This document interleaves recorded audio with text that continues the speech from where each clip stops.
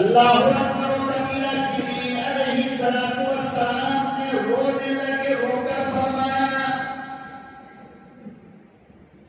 کالی کملی والے محسن انسانیت، بڑے افسوس کا مقام ہے، یہ آپ کی امت کے لوگ ہیں، یہ تمام نیک عمل کیا کرتے تھے، مگر ایک گندگی ان میں موجود تھی کہ وہ ایک دوسرے کے پیٹھ پیچھے غیبت کیا کرتے تھے، یہ لوگوں کی چغلی کیا کرتے تھے، یہ لوگوں کی شکایت کیا کرتے تھے، یہ ایک دوسرے کے سامنے لوگوں کی برائی بیان کرتے تھے۔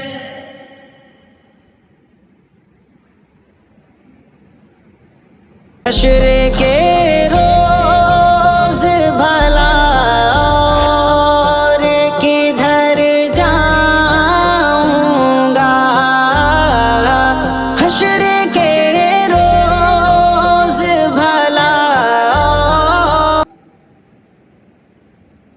من يهده الله فلا مضل له ومن يضلله فلا هادي له، ونشهد أن لا إله إلا الله وحده لا شريك له، ونشهد أن سيدنا ونبينا وشفيعنا وحبيبنا وطبيبنا ومرشدنا ومولانا محمدا عبده ورسوله، أرسله بالحق بشيرا ونذيرا وداعيا إلى الله بإذنه وسراجا منيرا، أما بعد فأعوذ بالله السميع العليم من الشيطان الرجيم، بسم الله الرحمن الرحيم، يا أيها الذين آمنوا اجتنبوا كثيرا من الظن إن بعض الظن إثم ولا يغتب بعضكم بعضا، أيحب أحدكم أن يأكل لحم أخيه ميتا،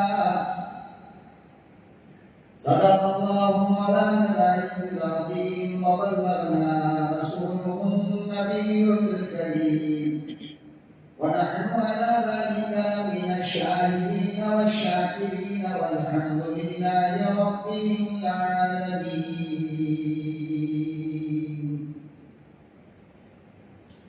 درود شریف پڑھیں، اللہم صلی علی سیدنا محمد وعلی آل سیدنا محمد وبارک وسلم، اللہم صلی علی سیدنا محمد وعلی آل سیدنا محمد وبارک وسلم، اللہم صلی علی سیدنا محمد وعلی آل سیدنا محمد وبارک وسلم۔ نہایت ہی قابل قدر بزرگوں اور دوستوں، میرے پیارے نوجوانوں، عزیز بچوں، گزشتہ کئی جمعوں سے آپ صلی اللہ علیہ وسلم کے اس عظیم معجزے کا ذکر چل رہا ہے جسے اسراء اور معراج کہتے ہیں۔ پروردگار عالم نے معراج پہ جاتے ہوئے اور وہاں سے لوٹ کر آتے ہوئے اپنے محبوب جناب رسول اللہ صلی اللہ علیہ وسلم کو بے شمار چیزیں دکھائی. اس رات میں اللہ نے انسان کے کس گناہ کی کیا سزا ملتی ہے، کس گناہ کے کرنے پر کیسی سزا بندے کو دی جائے گی، اس سزا کی مثال اللہ رب العالمین نے اپنے محبوب جناب رسول اللہ صلی اللہ علیہ وسلم کو دکھائی تھی. چنانچہ جب آپ تشریف لے جا رہے تھے تو راستے میں آپ نے دیکھا کہ کچھ لوگ ہیں اور ان کے بڑے بڑے ناخون ہیں، اور وہ ناخون یہ نارمل نہیں ہے بلکہ وہ تانبے کا ناخون ہے، بڑا بڑا. اور جتنے لوگ بیٹھے ہیں یہ سارے کے سارے ان ناخونوں سے کبھی اپنے چہرے کو نوچتے ہیں، ان کو خون خون کر دیتے ہیں، کبھی ان ناخونوں سے اپنے سینے کو نوچتے ہیں اور اس کا خون نکال دیتے ہیں، یہاں تک کہ گوشت نکل آتا ہے. اور یہ کام رکو کے نہیں بلکہ کنٹینیو چل رہا ہے اور ہر بندہ یہی کر رہا ہے. آقا صلی اللہ علیہ وسلم نے جو آپ کو لے کر جا رہے تھے حضرت جبریل علیہ السلام سے پوچھا کہ جبریل یہ کون لوگ ہیں، ان کو کیا ہو گیا؟ بلا وجہ اپنے چہرے کو ڈیمیج کر رہے ہیں، بلا وجہ اپنے چہرے کو نوچ رہے ہیں، بلا وجہ اپنے چہرے سے خون بہا رہے ہیں، اور یہ سارا کام خود کر رہے ہیں. کوئی عقل والا ایسا کرتا ہے؟ جبریل علیہ السلام نے جو جواب دیا میرے بھائی، ذرا اس جواب کو سنو اور سوچو کہ ہم میں کا کوئی آدمی اس سے بچ پائے گا؟ جبریل علیہ السلام نے فرمایا میرے محبوب، یہ موسیٰ کی قوم نہیں ہے، یہ نوح کی امت نہیں ہے، یہ ابراہیم کی امت نہیں ہے، یہ زکریا اور یحییٰ اور داؤد کی امت نہیں ہے. 1,24,000 نبیوں میں سے یہ کسی کی امت نہیں ہے بلکہ آپ کی امت ہے. یہ آپ کے ماننے والے ہیں، یہ قرآن کو ماننے والے ہیں، یہ رسول اللہ کو ماننے والے ہیں، یہ بیت اللہ کو ماننے والے ہیں، یہ صلاۃ اللہ یعنی نماز کو ماننے والے ہیں، یہ قرآن کو ماننے والے ہیں. یہ آپ پر ایمان لانے والے لوگ ہیں اور آپ پر کلمہ پڑھنے والے ہیں. یہ نماز بھی پڑھتے تھے، یہ روزہ بھی رکھتے تھے، یہ حج بھی کرتے تھے، یہ زکات بھی دیتے تھے، یہ صدقہ بھی کرتے تھے، یہ بڑے اچھے لوگ تھے. مگر ایک بیماری ان کے اندر کینسر سے زیادہ خطرناک تھی.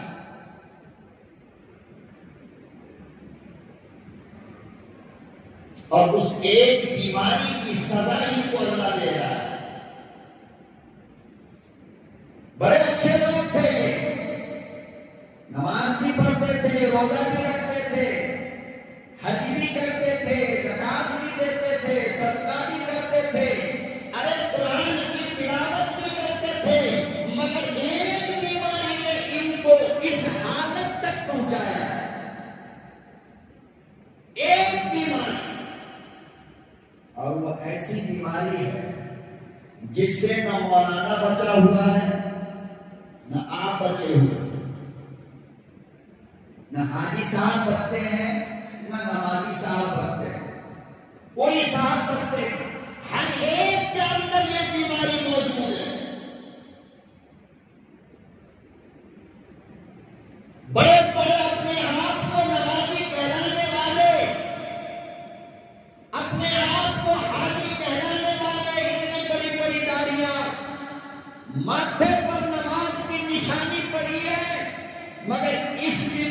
بچتا نہیں ہے، اور اس کی سزا ان کو قیامت میں اس طرح دی جائے گی۔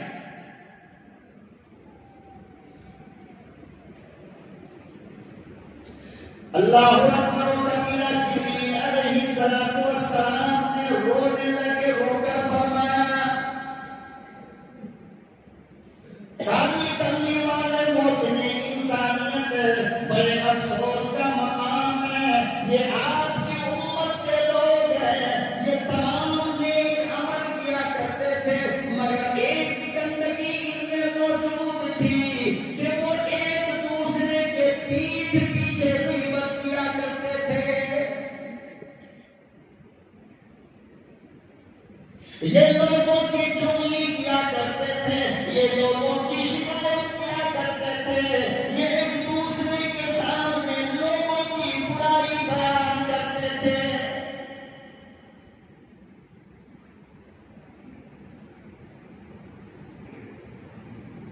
نماز پڑھ کر نکلے، چائے پینے کے لیے ہوٹل پر گئے، نماز بھول گئے، غیبت شروع ہو گئی، امام ایسا، مؤذن ایسا، وہ ایسا، وہ ایسا، اس کی بیٹی ایسی، اس کی بیوی بے پردہ نکلتی ہے، اس کی بیٹی بے پردہ چلتی ہے، وہ ایسا انسان ہے۔ اللہ کے نبی صلی اللہ علیہ وسلم نے فرمایا اگر یہ غیبت نہیں تو غیبت کیا ہے؟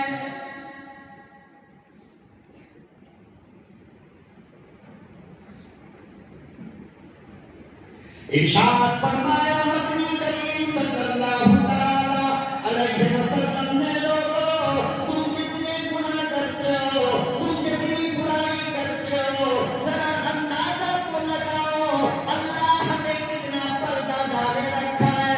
اگر تیری رات کے گناہ کو اللہ محلے والوں کو صبح میں بتا دے، رب کعبہ کی قسم راستہ چلنا مشکل ہوگا۔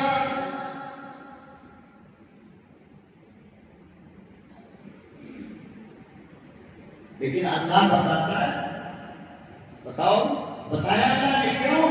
اس لیے کہ اللہ ستار ہے، ستار کے معنی پردہ ڈالنے والا، اور فرمایا کہ جب اللہ پردہ ڈالنے والا ہے نا تو پردہ ڈالنے والے بندے کو اللہ پسند کرتا ہے۔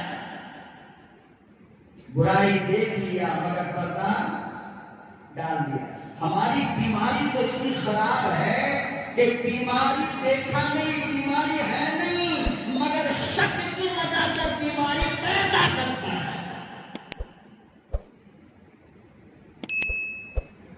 ہاں بھائی، وہ شراب خانے کی طرف سے آ رہا تھا، پیتے ہوئے نہیں دیکھا، شراب خانے کی طرف سے آ رہا تھا، تو اب کیا نتیجہ نکالا؟ شراب پی کے آ رہا۔ مطلب یہی ہے نا، ارے 10 لوگوں کو کہنے کا مطلب کیا ہے؟ یہی مطلب ہے نا کہ شراب خانے کی طرف سے آ رہا ہے۔ اللہ کہتا ہے تم نے کتنے حرام کھائے، میں نے امت کو بتایا۔ اگر وہ غریب شراب خانے کی طرف سے آ ہی رہا تھا تو تجھے پردہ ڈال دینا چاہیے تھا، لوگوں میں اعلان کیوں کیا تم؟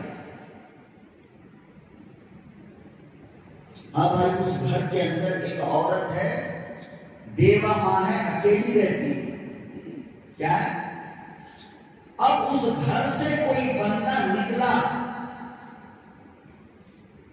اور پبلک کے اندر بات پھیلا دیا، ارے بھائی اس گھر میں ایک عورت اکیلی رہتی ہے اور یہ اس گھر سے رات میں نکل رہا تھا۔ گویا کہ مطلب کیا ہے کہ یہ بندہ زنا کر کے نکل رہا تھا۔ یہی ہے نا؟ اس کے علاوہ اور تمہارا مطلب کیا ہے؟ تم بولنا کیا چاہتے ہو؟ یہی بولنا چاہتے ہو نا کہ یہ گناہ کر کے نکلا ہے؟ ارے عقل کا کنواں،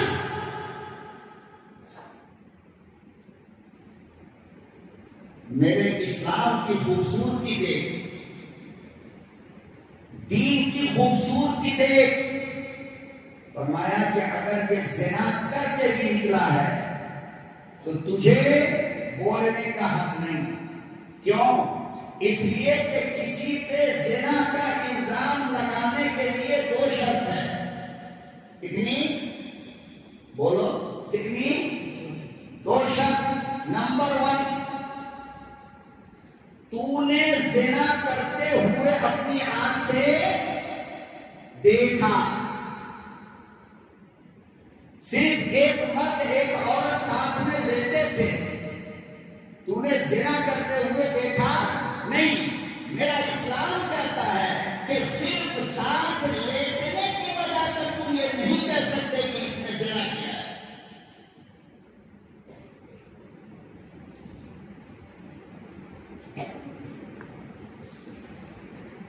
کسی پر زنا کا الزام لگانے کے لیے 2 شرط ہیں. نمبر 1 کہ تو نے وہ گندگی کرتے دیکھا. نمبر 2 جب دیکھا تو تجھے 2 مرد کو لانا چاہیے، بلا کر کے گواہ کرنے کے لیے. ان دونوں مردوں کو اسی حالت میں تجھے دکھانا تھا. اگر یہ 2 کام تو نے کیا تو کہہ سکتا ہے. پھر بھی دوسروں کو جا کر کہنے کی اجازت نہیں. خالی گھر سے نکلا تو زنا کا الزام، بادشاہ ہاتھ پکڑ کے کسی غیر کو گھومتے دیکھ لیا تو گندگی کا الزام. اللہ کے نبی نے فرمایا کہ اس کی پٹائی بعد میں ہوگی، پہلے اس حضرت کی پٹائی کرو کہ یہ گواہ کیوں نہیں آیا. اور اتنا بڑا الزام لگا دیا بغیر گواہ کے.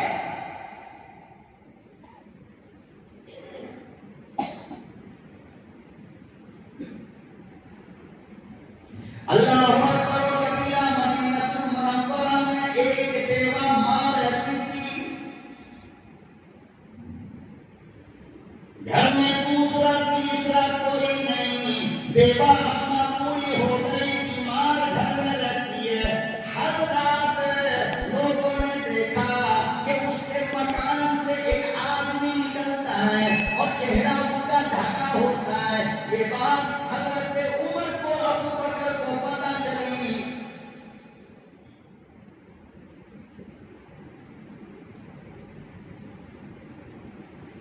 حضرت عمر کو یہ معلوم ہوا ابو بکر کی خلافت کا زمانہ ہے، حضرت ابو بکر امیر المؤمنین ہے. حضرت عمر کو ڈاؤٹ آ گیا، وہ کون ہے، وہ کیوں جاتا ہے. آج رات اسے پکڑ کر پوچھوں گا کہ اس رات میں اکیلی عورت کے گھر تو کیوں آتا ہے. اللہ اکبر. حضرت عمر چھپ کر بیٹھ گئے. جب رات کا حصہ گزرا، ایک آدمی آیا، چہرہ ڈھکا ہے، اندر گیا. جب واپس آیا، حضرت عمر نے پیچھے سے جا کر پکڑا. جب چہرہ اٹھایا، ابو بکر صدیق تھے.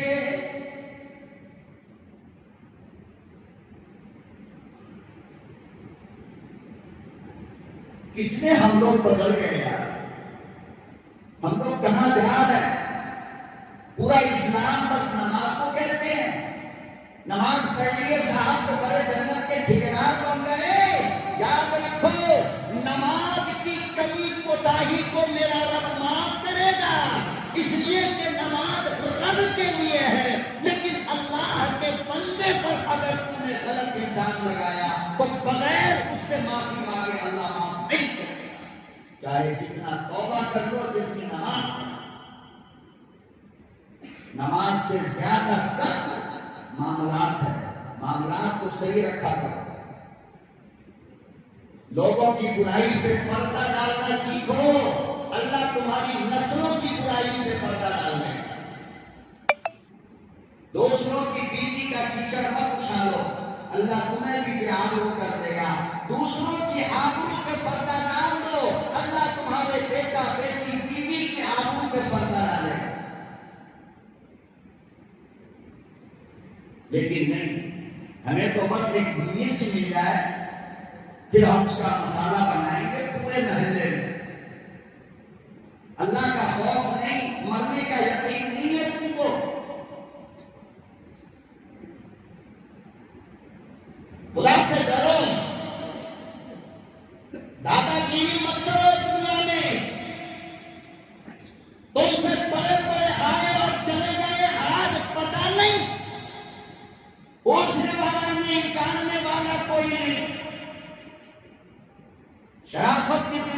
جینا سیکھو، اپنے نفس پہ، اپنے آپ پر، اپنے جسم پہ محنت کرو۔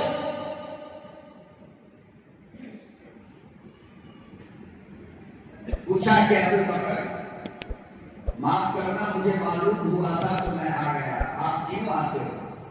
فرمایا کہ دیکھو نا، بوڑھی عورت ہے اس گھر میں، چلنا پھرنا نہیں جانتی ہے۔ ابو بکر اس کے گھر میں جا کر کے جھاڑو لگا دیتا ہے۔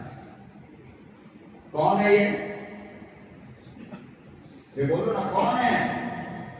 تمہاری ہماری زبان میں اس وقت پوری دنیا کے مسلمانوں کا بادشاہ ہے، پورے عرب کا بادشاہ ہے، پوری دنیا کے مسلمانوں کا خلیفہ ہے۔ کون ہے؟ میرے نبی خود بنا کر کے گئے خلیفہ، لیکن میرا خلیفہ وہ ہے جو بیوہ کے گھر میں جا کر کے جھاڑو دیتا ہے، اس کا جھوٹا برتن صاف کرتا ہے، پھر کنویں سے پانی نکال کر وہ سر پہ ڈال کر میٹھا پانی پینے کے لیے بیوہ کے گھر پہنچاتا ہے، یا یہ سارے کا سارا کام دنیا سے چھپا کر کرتا ہے۔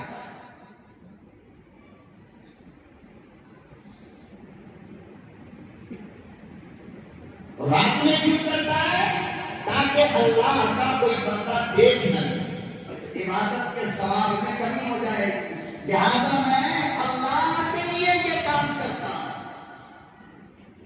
اب حضرت عمر رونے لگے، فوراً توبہ کیا اللہ سے، اللہ میرے دماغ میں جو بدگمانی پیدا ہوئی مجھے معاف فرما، میں نے غلط سمجھ لیا۔ آج ایسی کتنی غلطی ہم لوگوں سے ہوتی ہے بتاؤ تو، اور بغیر تحقیق کے ہاوا بنا دیتے ہیں، اسی کو غیبت کہتے ہیں، یاد رکھو۔ اور اس بیماری سے کوئی بچا نہیں ہے، نہ ہم بچے ہیں نہ تم بچے ہو، کوئی نہیں بچا ہوا۔ اچھے اچھے نیک لوگ جو کہلاتے ہیں نا، ان کی مجلس میں بیٹھ جاؤ اور وہ بھی کسی کی غیبت کر رہے ہوں۔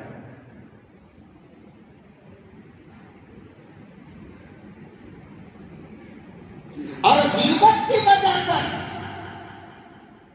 اچھے اچھے خاندان اگڑ جاتے ہیں، میاں بیوی میں جھگڑا ہو جاتا ہے، طلاق ہو جاتا ہے، غیبت کی وجہ پر۔ بس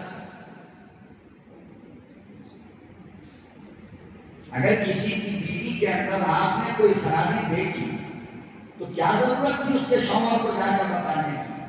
آپ دنیا میں نفرت مٹانے آئے ہو، محبت بنانے آئے ہو۔ آپ کی زبان جب بھی کھلے تو محبت کی بول بولو، محبت منہ سے نکالو، نفرت بہت ہو چکی۔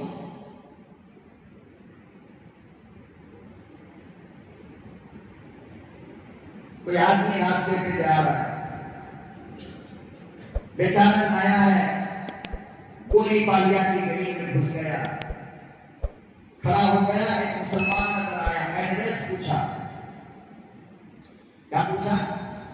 ایک بات تو ہم بتا دیتے، پھر غریب بیچارہ پریشان ہو کر دوبارہ پوچھ لے تو انداز ہمارا کیا ہوتا ہے؟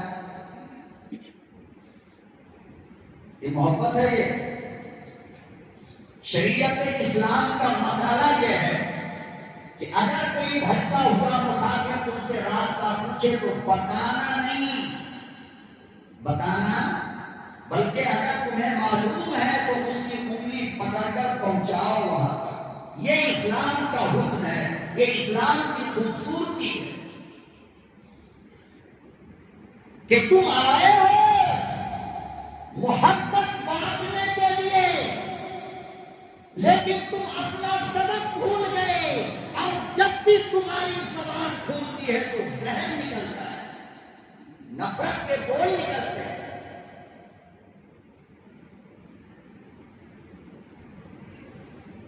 اور پھر ہم دنیا فتح کر لیں گے، کیا کریں گے؟ دنیا جیت لیں گے۔ ایسی حرکت کر کے دنیا جیتو گے؟ دنیا تم اس طریقے پر جیتو گے جس طریقے پر میرے نبی نے جیتا ہے۔ کس نے؟ بولو بھائی، کس نے؟ میرے نبی نے۔ تم طاقت کی بنیاد پر دنیا نہیں جیت سکتے، گولہ بارود کی بنیاد پر دنیا نہیں جیت سکتے، چاقو اور تلوار دکھا کر تم دنیا نہیں جیت سکتے،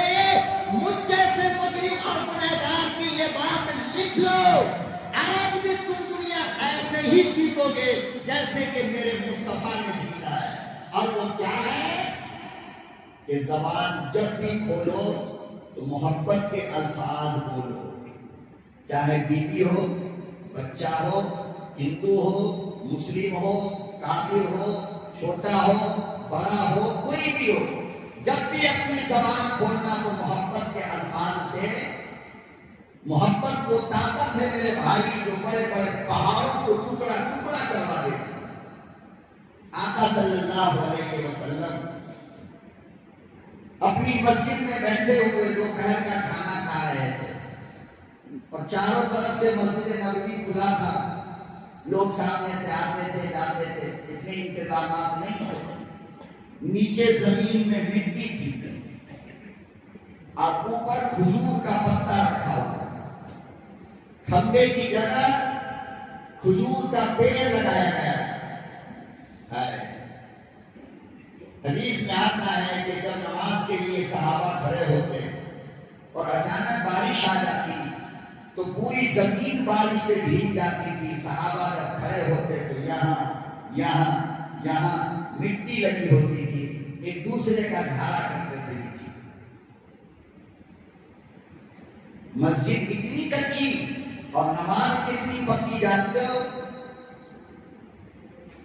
کہ تلوار مار دیا، تیر مار دیا دشمن نے، نماز کی حالت میں پتہ ہی نہیں چلا۔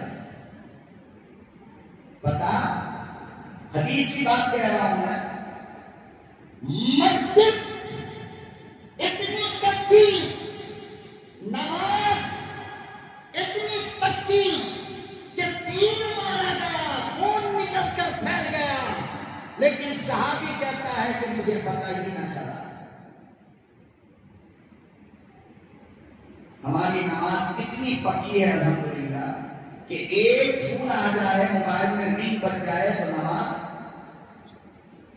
کیا ہوتی ہے؟ اللہ اکبر، رنگ بجا، فوراً ہاتھ اٹھا کر کے رنگ بند کرتے نہیں کرتے؟ ایک بار کیا، علماء کہتے ہیں کہ نماز ہوگی، پھر رنگ بجا، دوسری بار بند کیا، علماء کہتے ہیں نماز ہوگی، تیسری بار فون آیا، اب اگر رنگ بند کیا تو نماز گئی آپ کی، نماز نہیں ہوتی۔ کیوں؟ اس لیے کہ یہ عمل تصویر ہے، یہ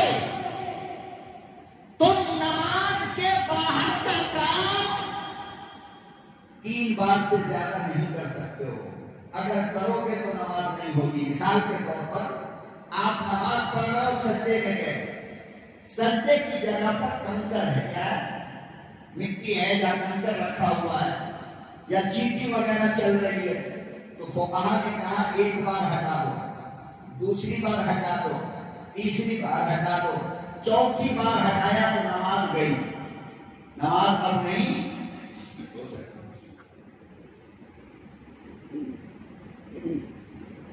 ایک تو ہماری نماز پہلے سے خراب تھی،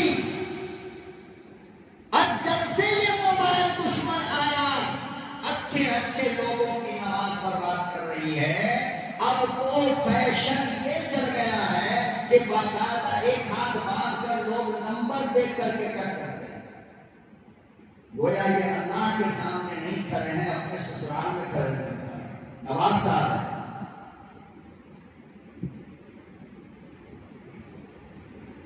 اور ایسی نماز لے کر اللہ کے پاس جاؤ گے جس نماز میں تم نے موبائل دیکھا۔ بہرحال مسجد نبوی میں آقا صلی اللہ علیہ وسلم بیٹھے ہیں اور کھانا تناول فرما رہے ہیں، اچانک سامنے سے ایک بازاری عورت گزری ہے، طوائف جس کو کہتے ہیں، جسم بیچنے والی، طوائف گزری، یوں نظر اٹھا کر دیکھا تو سرکار دو جہاں صلی اللہ علیہ وسلم کھا رہی ہے، اور وہ طوائف کون تھی؟ مسلمان نہیں بلکہ یہودی تھی، بازاری عورت ہے، طوائف ہے، وہ جا رہی ہے، میرے محبوب کو کھاتے ہوئے دیکھ کر کے ایک جملہ کہا اس نے، ہے کہ دیکھو محمد کیسا ہے، اکیلے کھا رہا ہے، آنے جانے والے کو بلاتا بھی نہیں،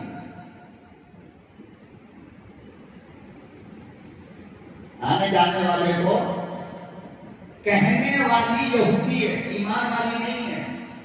آقا صلی اللہ علیہ وسلم نے فرمایا ارے بول کر کیوں جا رہی ہو، آ کر کے کھا لو۔ آئی سامنے بیٹھ گئی۔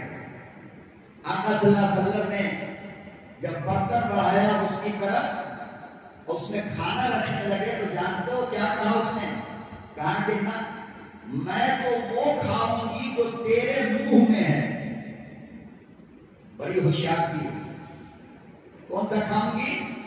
جو تیرے، اور محمد سن،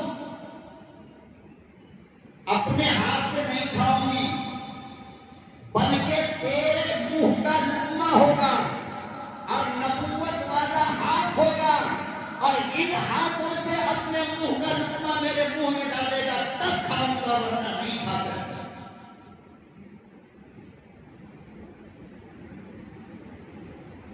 ہمارا آپ ہوتے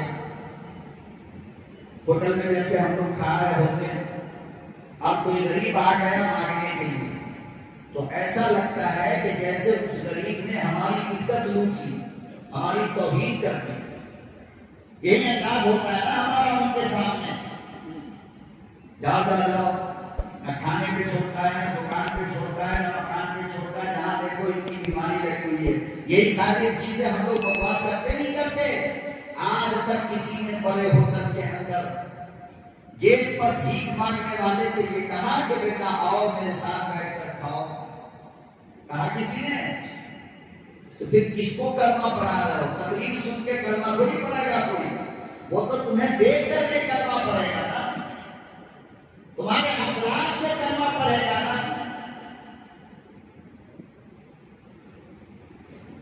اخلاق بانٹو، اخلاق اپناؤ، اخلاق بولو۔ خدا کی قسم دنیا تمہارے پاؤں پر آ کر کے دیے۔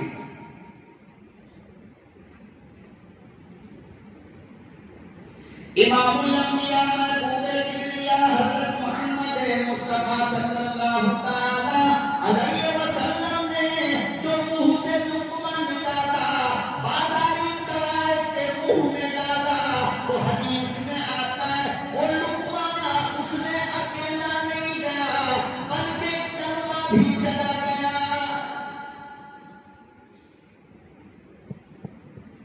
ابھی لقمہ اس کے پیٹ میں گیا، وہ چیر کر کہنے لگی اشہد ان لا الہ الا اللہ۔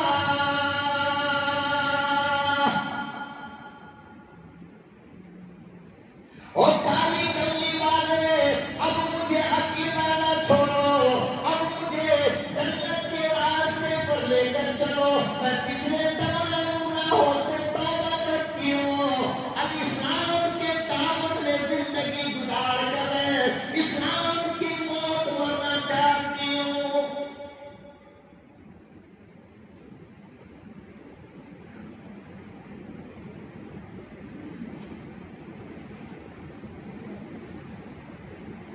کتنی تکلیف کیا آقا صلی اللہ علیہ وسلم نے؟ کچھ بولا ہے؟ کچھ بولا ہے؟ اور میں کہتا ہوں اس کی آدھی محبت مسلمانوں تم آج پیدا کر دو، اور یہ محبت بازار میں دکھاؤ، یہ محبت دکان پہ دکھاؤ، یہ محبت عوام میں لے کر کے آؤ، اپنے اخلاق کو درست کر کے دیکھو۔ اگر دنیا کا نقشہ نہ بدلا تو مجھے بتانا۔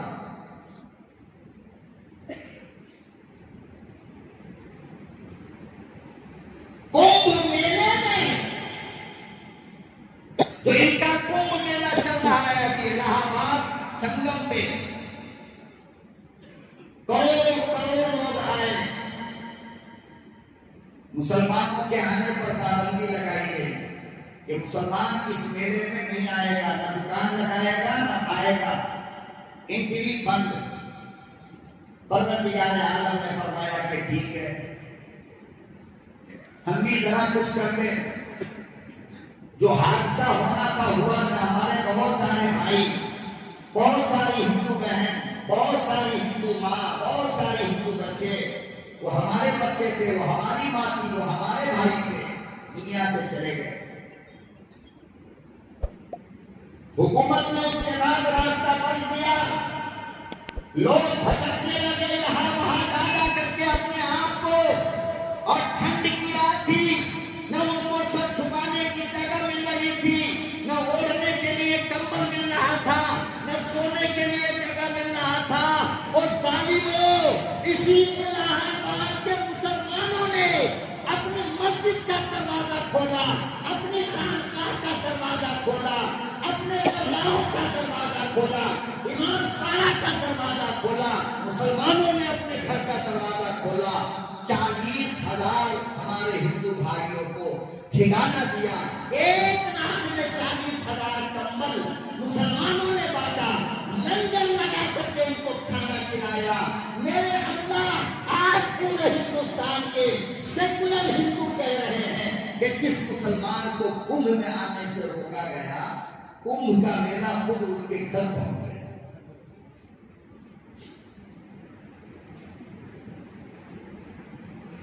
خدا کی قسم، جو غیر مسلم بھائی مسلمانوں کے خلاف زہر نکال رہے تھے، جب ان کو مسجد میں تکیہ لگا کر سلایا گیا تو صبح اٹھا اور کہنے لگا کہ مذہب تو یہ ہے، دھرم تو یہ ہے، دین تو یہ ہے۔ اگر دنیا سے دشمنی کرو گے، وہ بدلہ لینے کی سوچے گا۔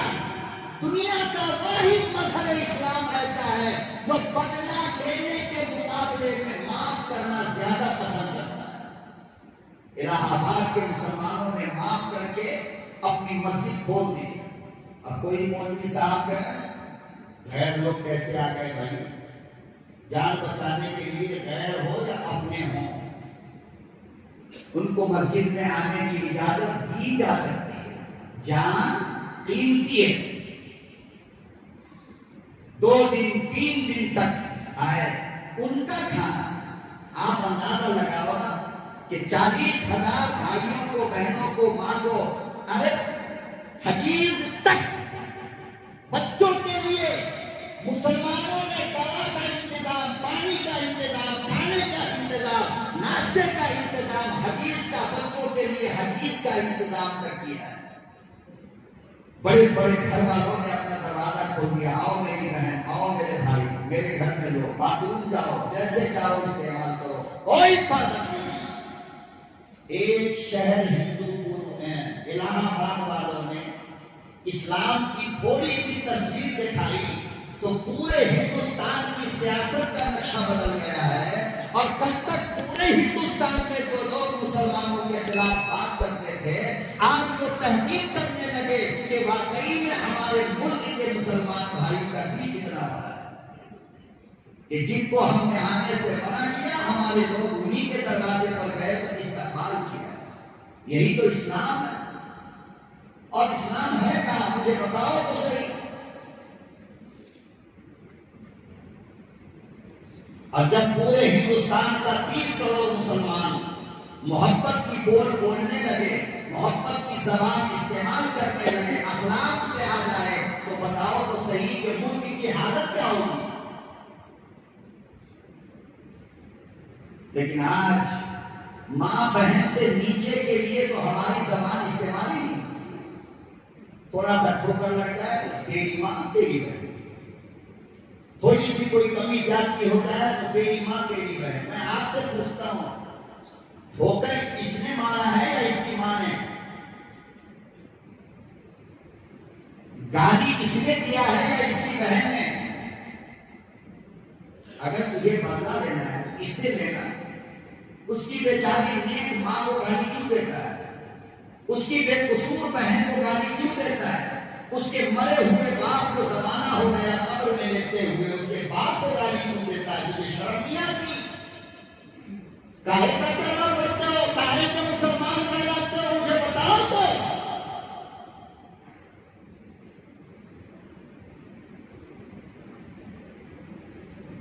کون سی خوبی تمہارے اندر اسلام کی ہے؟ کبھی بھی لوگوں کی بھلائی کا خیال ہمیں نہیں آتا، قوم کی بھلائی کا خیال ہمیں نہیں آتا، قوم کی بیٹیوں کے بھلائی کا خیال جب دیکھو شیطان دماغ میں ناچتا رہتا ہے، اس کا کیسے بگاڑوں، اس کا کیسے بگاڑوں، اس کو کون سی گالی دوں، اس کو کیسے ماروں، اس کو کیسے بے وقوف بناؤں، اس کو کیسے دھوکا دوں، بس یہی کام ہمارا ہے بس۔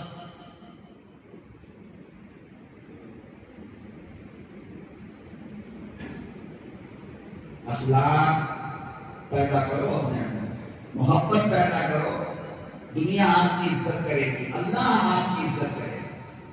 میٹھی بول بولا کرو، کیسی یاد رکھو، چاقو سے اگر جسم کا کوئی حصہ کٹ جائے، ٹانکا مارنے سے جڑ جاتا ہے نا، بلیڈ سے کٹ جائے دوا سے ٹھیک ہو جاتا ہے، لیکن زبان سے جو زخم دیا جاتا ہے نا کسی کو، زبان سے اس کا زخم موت تک ٹھیک نہیں ہوتا ہے، کوئی دوا نہیں اس کا۔ اس لیے اپنی زبان کو چاقو تلوار مت بناؤ، مرہم بناؤ، موم بناؤ، نرم بناؤ۔ جتنا نرم اللہ نے زبان کو پیدا کیا ہے، سخت بنانے کی کوشش مت کیا کرو۔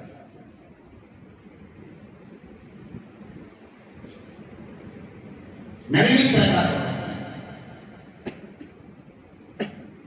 تو آقا صلی اللہ علیہ وسلم نے جب پوچھا معراج کی رات میں کہ یہ کون لوگ ہیں جو تانبے کے ناخن والے ہیں، اتنا بڑا بڑا ناخن ہے تلوار کے جیسا، اور ان ناخنوں سے اپنے چہرے کو زخمی کر رہے ہیں، اپنے بدن کو ڈیمیج کر رہے ہیں، اپنے چہرے کا گوشت نوچ رہے ہیں، تو جبریل علیہ السلام نے فرمایا یہ پچھلی امت نہیں ہے، بلکہ آپ کی امت کے وہ لوگ ہیں جو دنیا میں اپنے بھائی کی غیبت کیا کرتے تھے۔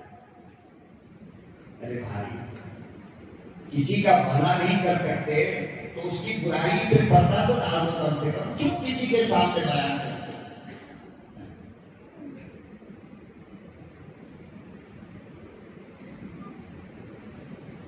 کسی کی ماں، کسی کی بہن، کسی کی بیٹی، اس کو بیابو کرنے میں آپ کو خوشی ملتی ہے کیا؟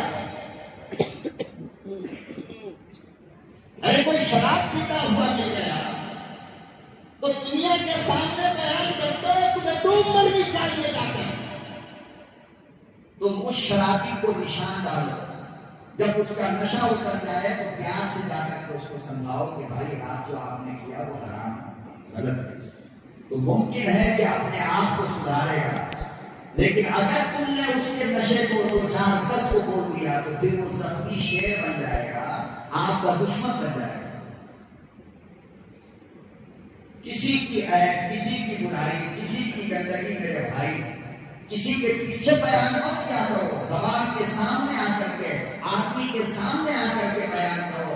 اللہ صابر و یحب الستر، اللہ پردہ ڈالنے والا ہے اور پردہ ڈالنے والے کو پسند کرتا ہے۔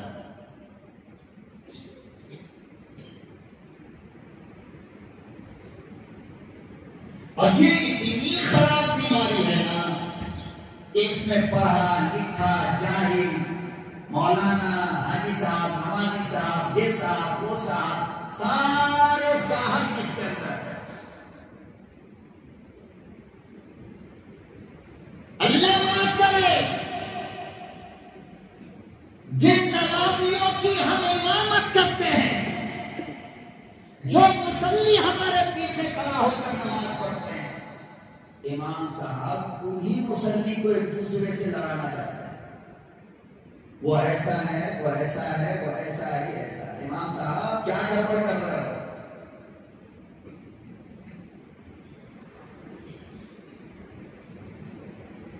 ہر جماعت کے اندر یہ بیماری موجود ہے، اور یہ اتنی خطرناک بیماری ہے میرے بھائی، یاد رکھو، یہ اتنی خطرناک بیماری ہے کہ اللہ توبہ سے بھی اس کو معاف نہیں کرے گا، چاہے جتنی لاکھ بار تم توبہ کرو۔ کیوں؟ اس لیے کہ اس کا تعلق اللہ سے نہیں ہے، اللہ کے بندے سے ہے۔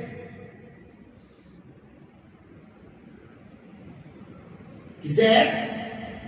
اللہ۔ اگر بھائی آپ نے اگر میری شکایت کی کئی بار کر کے، تو بتاؤ اس شکایت کا تعلق ہم سے ہے یا اللہ سے؟